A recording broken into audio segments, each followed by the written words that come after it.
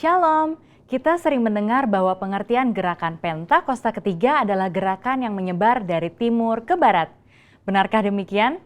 Sebenarnya pengertian ini lahir dari suatu konsep Alkitab yang diucapkan oleh Tuhan Yesus sendiri. Nah, dalam edisi Voice of Pentecost kali ini, kita akan membahas dua alasan untuk kita bisa pahami lebih dalam mengapa dari timur ke barat. Alasan yang pertama secara alkitabiah. Di dalam Alkitab seringkali kita melihat pola yang bungsu menggantikan yang sulung.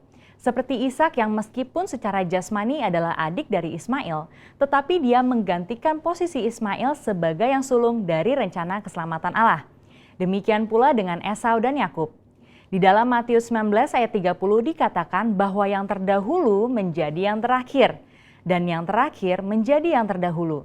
Ayat ini berbicara mengenai bangsa Yahudi sebagai yang pertama diberikan keselamatan, namun karena kekerasan hati sebagian besar dari mereka, maka keselamatan diberikan kepada bangsa-bangsa lain terlebih dahulu.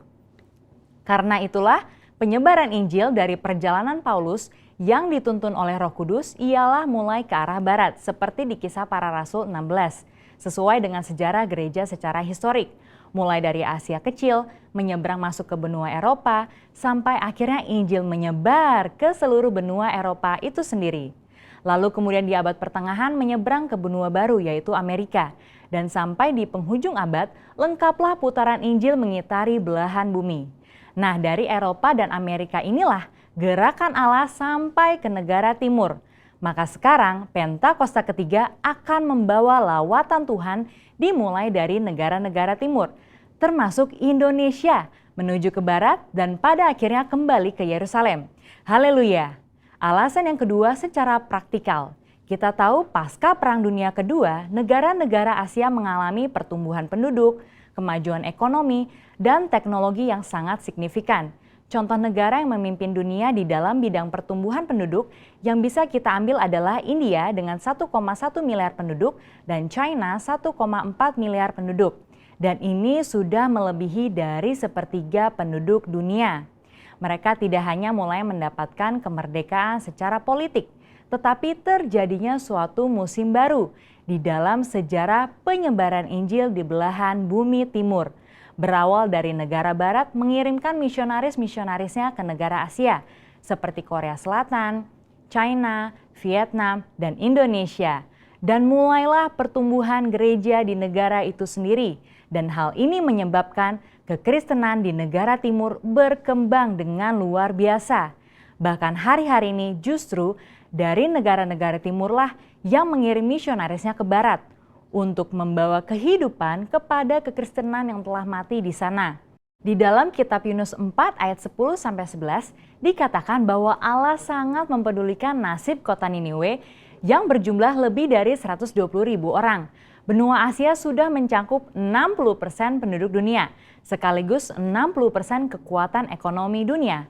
Prinsip yang sama juga berlaku, bagaimana mungkin Tuhan tidak peduli pada keselamatan 60% penduduk dunia. Di dalam Yohanes 2, kita melihat perumpamaan Tuhan Yesus dalam mengubah air menjadi anggur.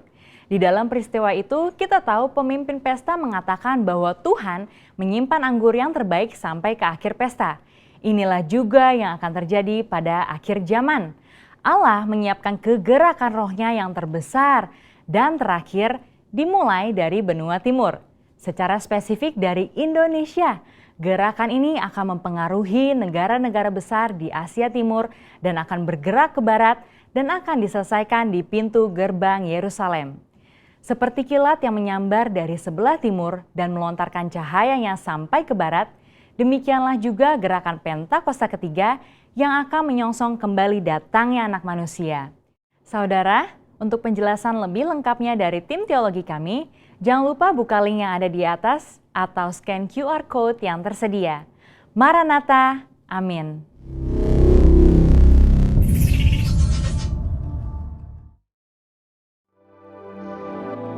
Terima kasih Tuhan. Pada pagi hari ini Bapa, kami datang kepadamu. Kami siap menyembah-Mu. Kau Allah kami yang setia. Yesus, Kau telah memulai.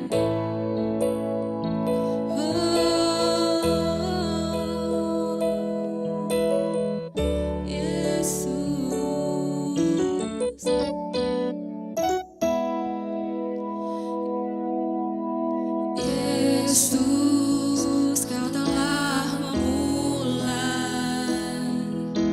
segala yang baik dalamku.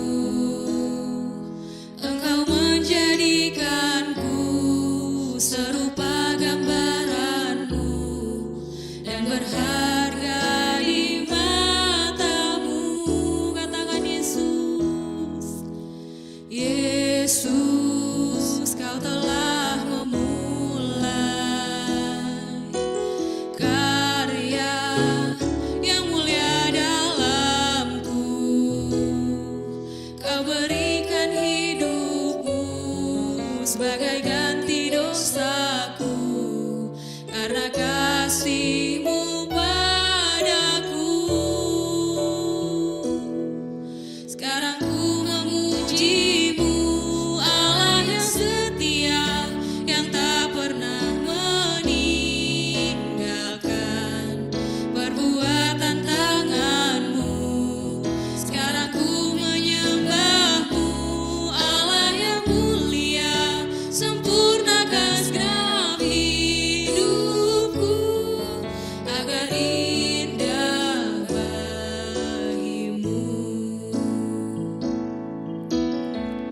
Yesus, Yesus, Kau telah memulai karya yang mulia dalamku. Kau berikan hidup-Mu sebagai ganti dosaku, karena kasih-Mu padaku.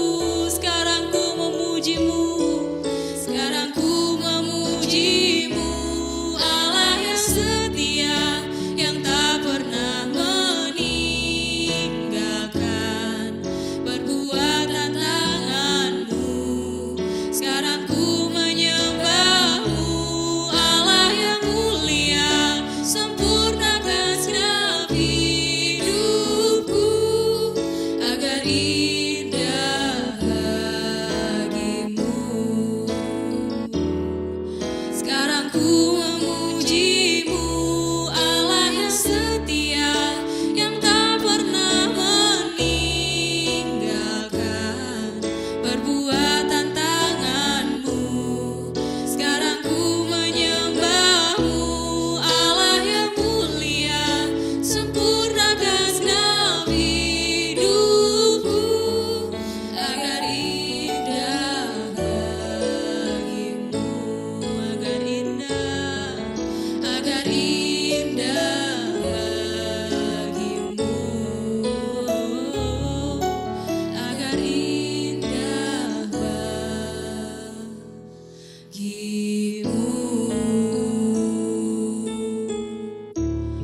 Haleluya, sungguh baik. Terima kasih Tuhanku, terima kasih. Kau Allahku yang setia.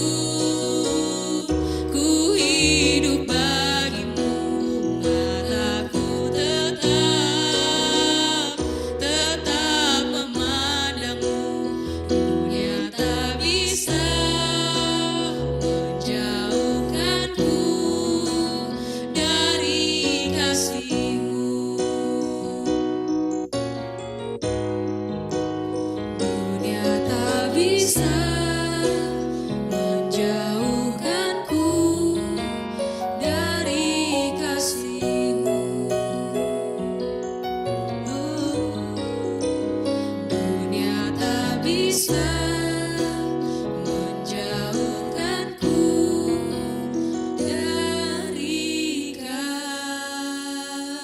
kasih-Mu.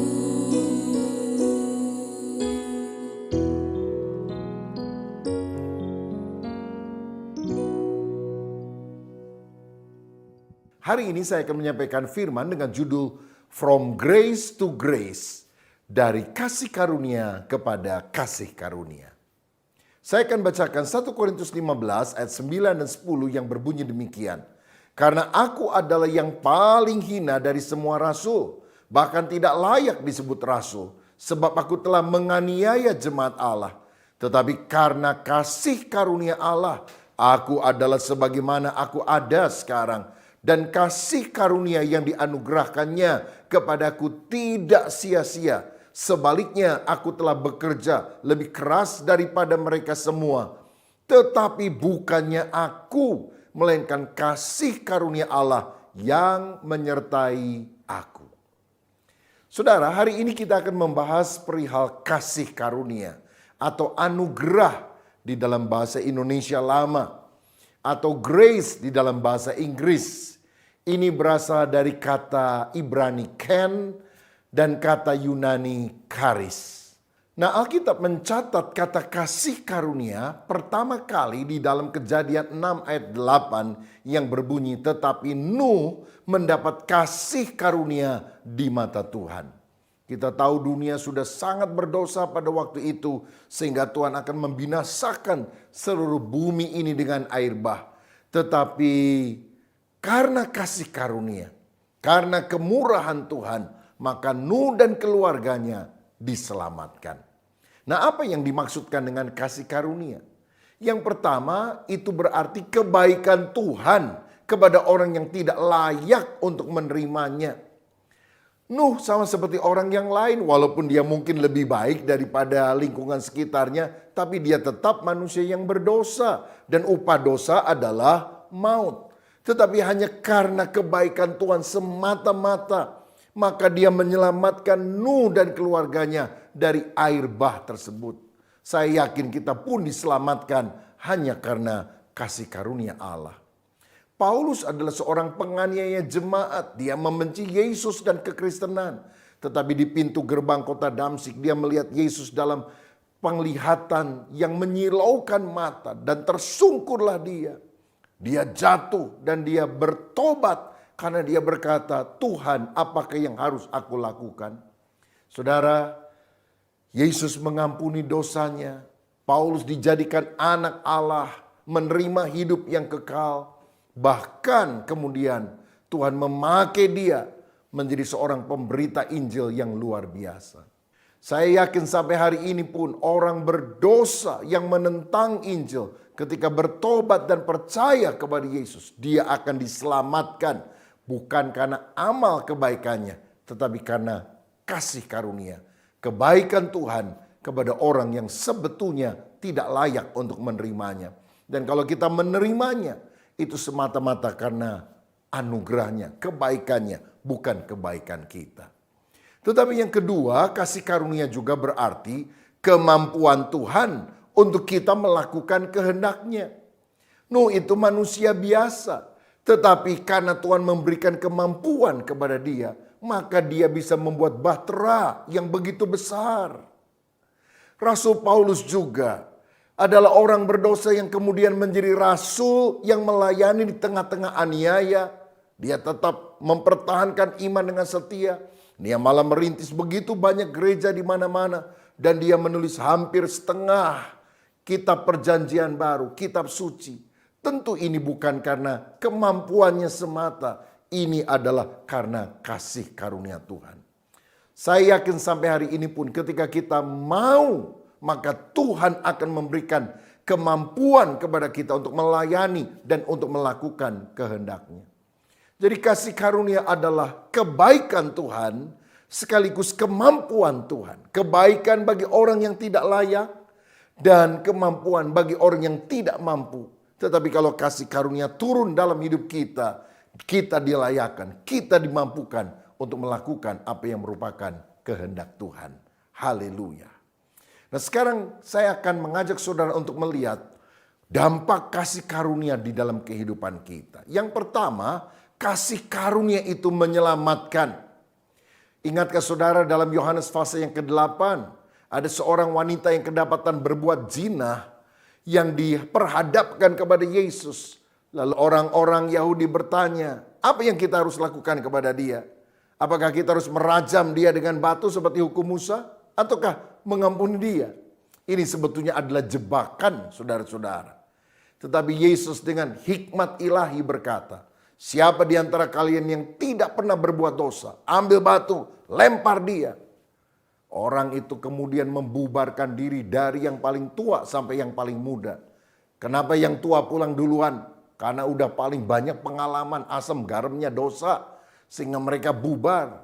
Dan ketika semua sudah sepi, Yesus bertanya kepada wanita itu, tidak adakah orang yang menghukum kamu? Orang itu berkata, tidak ada Tuhan. Jika demikian, aku pun tidak menghukum engkau. Pergilah dan jangan berbuat dosa lagi mulai dari sekarang. Saya yakin wanita itu pasti akan sangat kaget karena dia seharusnya dirajam batu sesuai dengan syariat agama yang ada. Tapi Tuhan memberikan kepada dia grace, kasih karunia, pemberian kepada orang yang sebetulnya tidak layak untuk menerimanya. Saudara, apakah Tuhan kompromikan dosa seharusnya dihukum, kok wanita ini dibebaskan? Dosa harus tetap dihukum. Tetapi hukumannya itu ditanggung oleh Yesus yang tidak lama kemudian mati di atas kayu salib untuk dosa wanita itu dan dosa setiap orang yang bertobat dan mau percaya kepada dia. Saudara sekalian, dan seharusnya wanita itu setelah menerima pengampunan oleh kebaikan Tuhan, dia akan memberikan respons.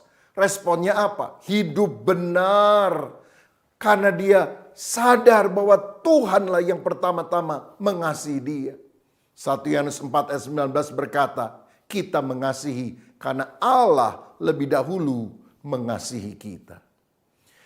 Jadi apakah syarat untuk kita menerima kasih karunia? Beberapa orang bilang kalau kita hidup benar kita mendapatkan kasih karunia. Tetapi sebetulnya kasih karunia diberikan karena kedaulatan Allah tanpa syarat. Sebab kalau hidup benar itu menjadi syarat kasih karunia, itu bukan kasih karunia lagi. Sehingga saya mau katakan dengan tegas, bahwa kehidupan yang benar bukan syarat untuk memperoleh kasih karunia. Tetapi kehidupan yang benar adalah bukti bahwa saudara sudah mengalami kasih karunia. Orang yang mengalami kasih karunia kebaikan Allah yang melampaui pemikiran manusia seharusnya membalas kasih Allah. Karena Allah yang pertama-tama telah mengasihi dan mengampuni kita. Saya teringat di Jepang ada seorang mantan yakuza, gangster yang paling ditakuti di sana yang namanya Tatsuya Shindo. Oh, dia melakukan banyak perkara kriminal sampai akhirnya dia ditangkap oleh polisi, dimasukkan penjara. Bertahun-tahun dia ada di sana. Saudara, untuk menghabiskan waktunya dia membaca banyak buku. Dan satu kali ketika buku-buku sudah habis dia baca, dia lihat ada Alkitab, dia mulai baca Alkitab. Dan dia menemukan sebuah ayat dalam perjanjian lama.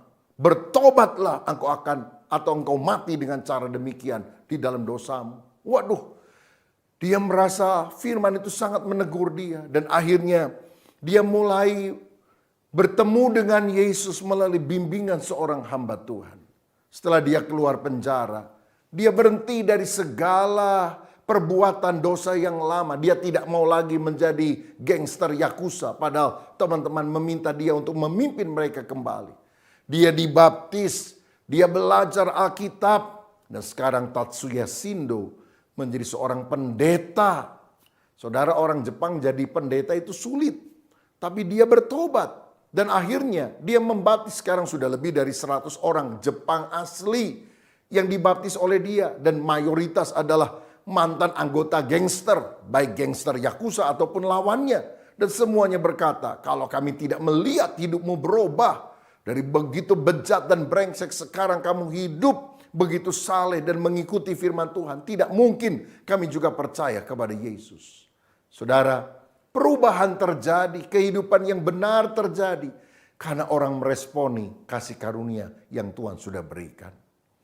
Ada ayat terkenal dalam Efesus 2 ayat 8-10 yang berkata, sebab karena kasih karunia kamu diselamatkan oleh iman. Itu bukan hasil usahamu tetapi pemberian Allah. Itu bukan hasil pekerjaanmu, jangan ada orang yang memegahkan diri.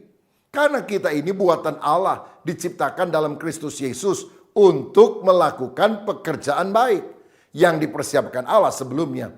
Ia mau supaya kita hidup di dalamnya. Dari ayat ini kita jelas memahami bahwa keselamatan itu bukan karena kebaikan kita. Kita diselamatkan karena kasih karunia, pemberian gratis cuma-cuma dari Allah bagi orang yang tidak layak untuk menerimanya. Dan pemberian itu diberikan karena sebetulnya harganya sudah dibayar di atas kayu salib ketika Yesus mencurahkan darahnya untuk menebus kita, orang yang berdosa. Nah, jadi inisiatif keselamatan itu sebetulnya bukan dari manusia. Tuhanlah yang berinisiatif mengulurkan tangannya untuk menolong orang yang sudah berada di dalam lembah dosa dan kematian. Yohanes 15 ayat 16, di sana Yesus berkata, bukan kamu yang memilih aku, tetapi akulah yang memilih kamu. Dan aku telah menetapkan kamu supaya kamu pergi dan menghasilkan buah, dan buahmu itu tetap. Kalau Tuhan tidak pilih kita, kita tidak bisa percaya dan diselamatkan. Tetapi setelah kita sadar kita dipilih dan meresponi panggilan Tuhan itu dengan percaya, maka kita harus menghasilkan buah, menghasilkan kesalehan, pekerjaan baik, hidup benar, menghasilkan buah-buah pelayanan, hidup yang jadi berkat bagi banyak orang.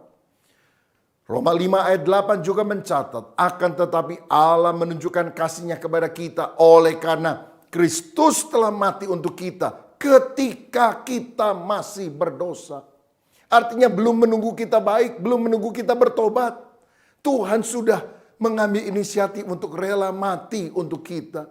Sehingga kalau kita mendengar berita Injil bahwa Yesus telah rela berkorban bagi kita, biar kita sungguh percaya kepada Dia.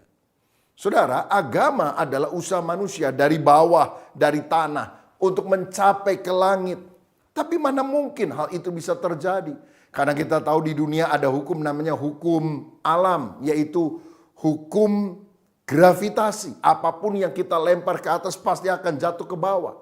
Nah, hukum dosa itu ibarat hukum gravitasi. Kita ingin hidup luhur, suci, mulia, tapi jatuh terus. Karena agama adalah usaha manusia untuk mencapai Allah, tapi tidak akan pernah bisa membawa kita kepada Dia. Karenanya Allah yang dari sorga turun tangan. Dan itulah kasih karunia, grace. Kasih karunia adalah usaha Allah dari atas untuk menyelamatkan manusia yang percaya kepadanya. Jadi tangan Allah yang terulur dari sorga namanya anugerah, kasih karunia. Tetapi ketika Dia mengulurkan tangannya, maka kita harus menyambut tangan Allah itu dengan tangan yang namanya iman. Ketika grace ketemu dengan faith, hasilnya adalah salvation. Saudara-saudara, saya membangun gedung gereja sekian tahun yang lampau dan ada 99 tangga dari paling bawah sampai paling atas, dan di atas ada wedding chapel yang terbuat dari kaca dan arsiteknya berkata, ini stairway to heaven. Saya bilang bukan Pak, ini stairway from heaven. Karena stairway to heaven itu agama, usaha manusia dari bawah untuk mencapai sorga. Tetapi kekristenan adalah stairway from heaven. Tangga dari sorga yang terulur. Saudara, itulah kasih karunia. Tuhan mau kita berjalan dari satu kasih karunia kepada kasih karunia. Dari satu iman kepada iman. Dari satu kemenangan pada kemenangan. Dari satu kemuliaan pada kemuliaan. From glory to glory.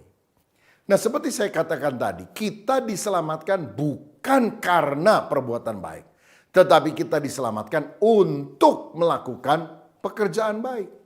Jadi kita yang sudah diselamatkan, kita sungguh harus dipulihkan karakternya, menjadi serupa seperti Yesus, menjadi saleh, hidupnya jadi berkat bagi banyak orang.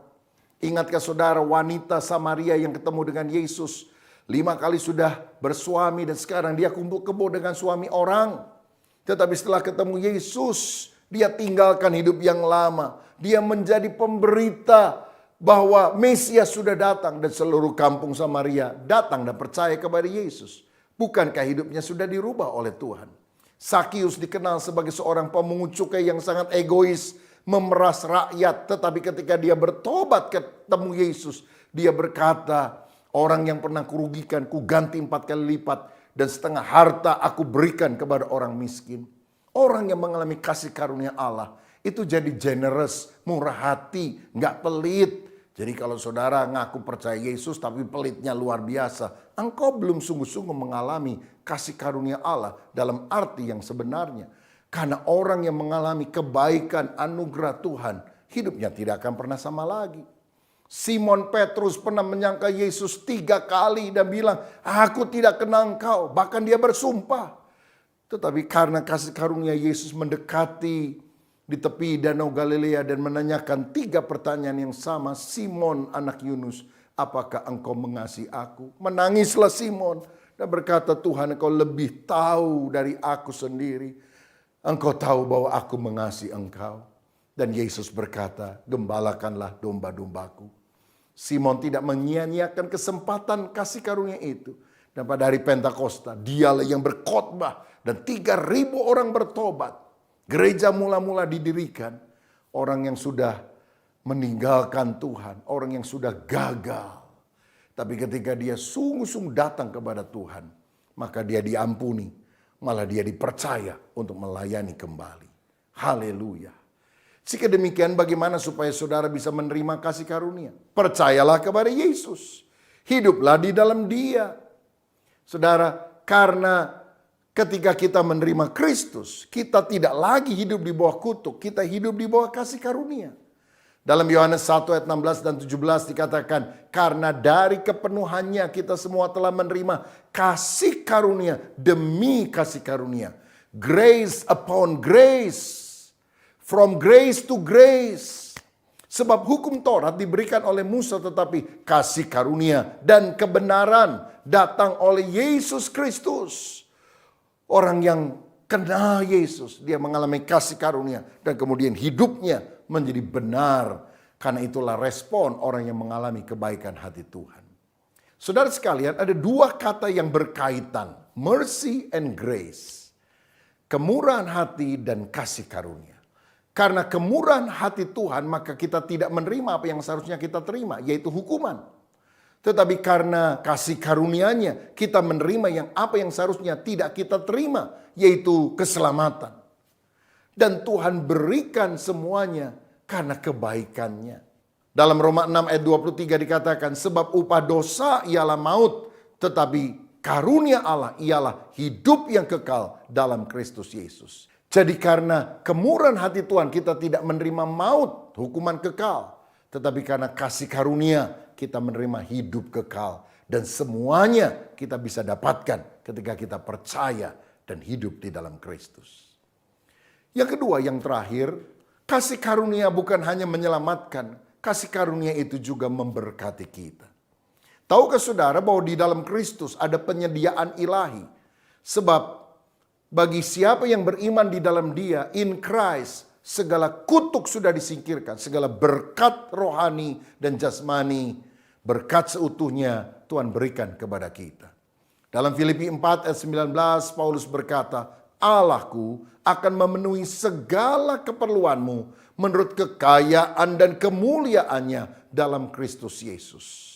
Saya percaya orang yang tahu menabur seperti jemaat Filipi adalah orang yang akan mendapatkan kecukupan daripada Tuhan. Bahkan kelimpahan kemurahan.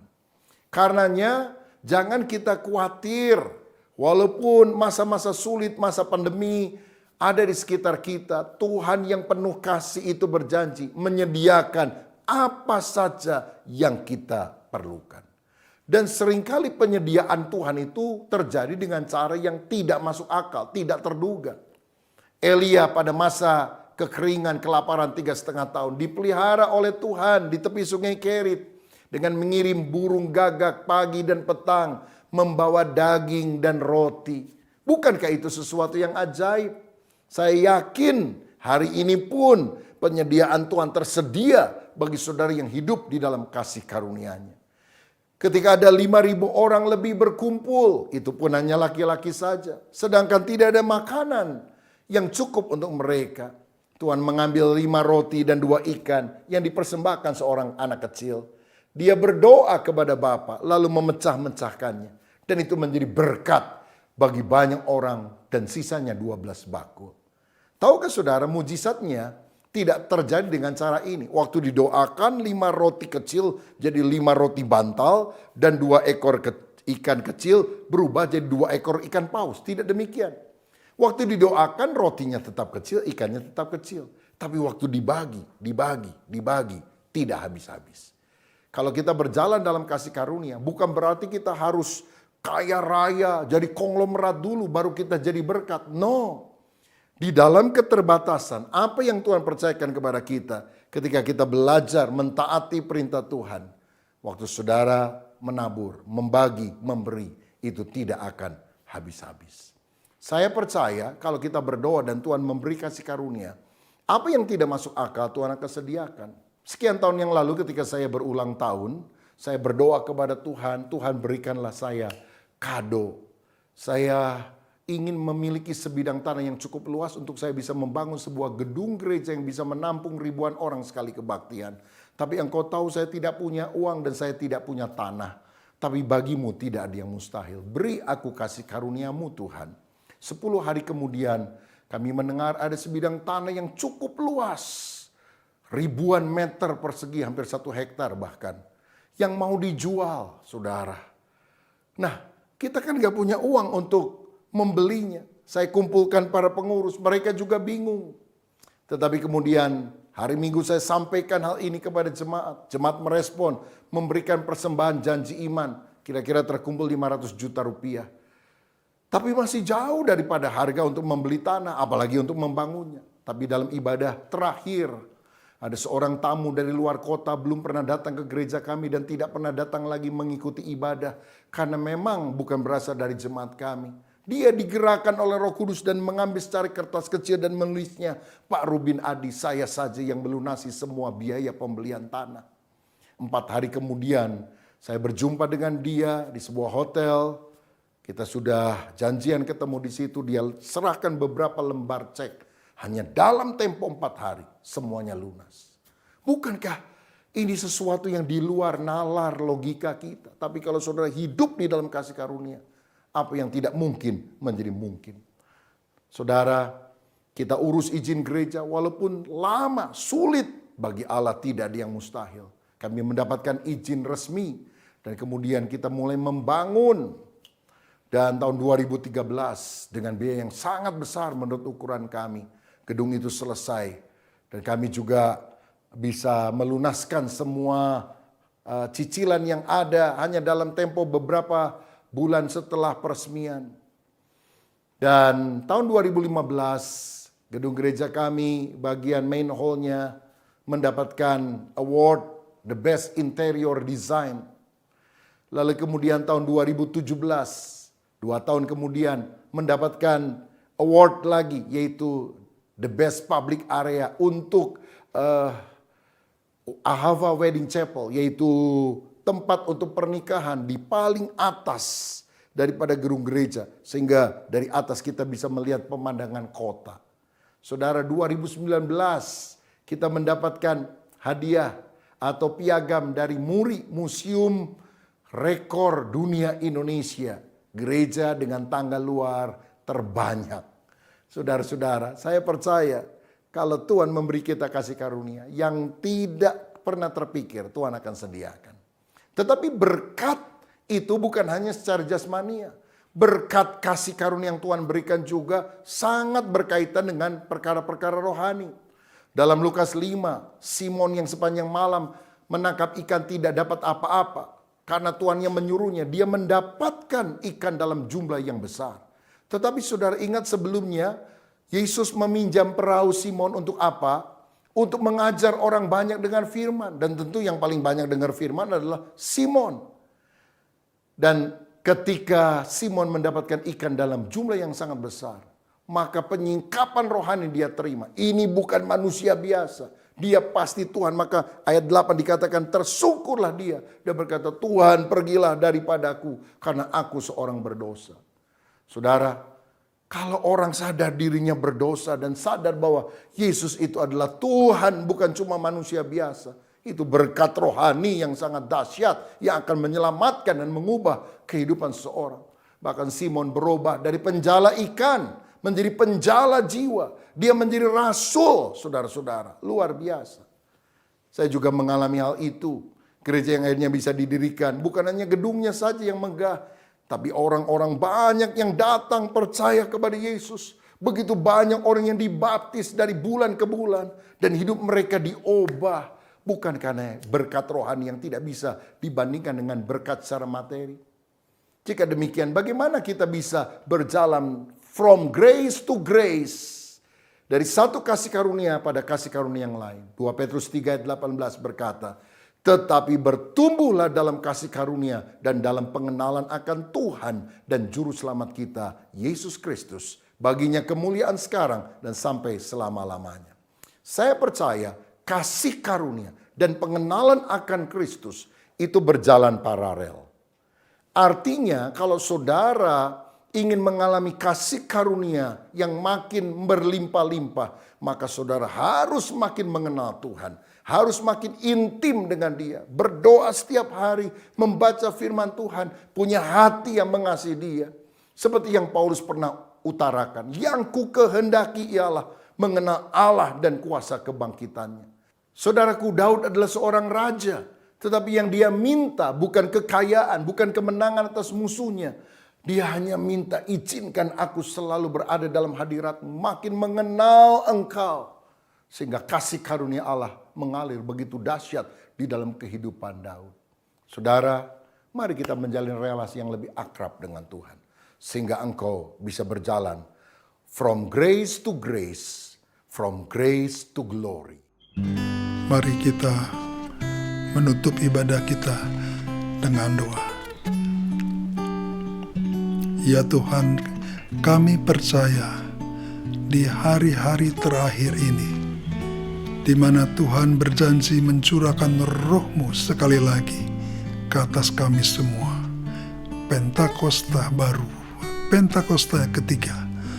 Kami berdoa ya Tuhan, penuhi kami semua jemaat-Mu dengan Roh-Mu yang kudus. Lindungi kami semua pada hari-hari ini daripada serangan hal-hal yang jahat, serangan hal-hal yang mematikan kami. Biar kasih karunia Tuhan berlimpah-limpah atas kehidupan kami. Mari kita, seluruh jemaat Tuhan, kita angkat tangan kita buka hati untuk siap menerima berkat Tuhan. Ya Tuhan, berkatilah seluruh jemaat-Mu, berkatilah kehidupan mereka, berkatilah keluarga mereka, anak-anak mereka. Biar kasih karunia Tuhan Yesus yang berlimpah-limpah Tuhan curahkan di dalam kehidupan mereka. Bersama-sama dengan persekutuan yang manis dengan Roh Kudus, selalu menyertai, melindungi, dan memelihara seluruh jemaat-Mu. Mulai hari ini sampai Tuhan Yesus datang menjemput kita semua di awan-awan yang mulia. Mari yang percaya kita sama-sama katakan, amin.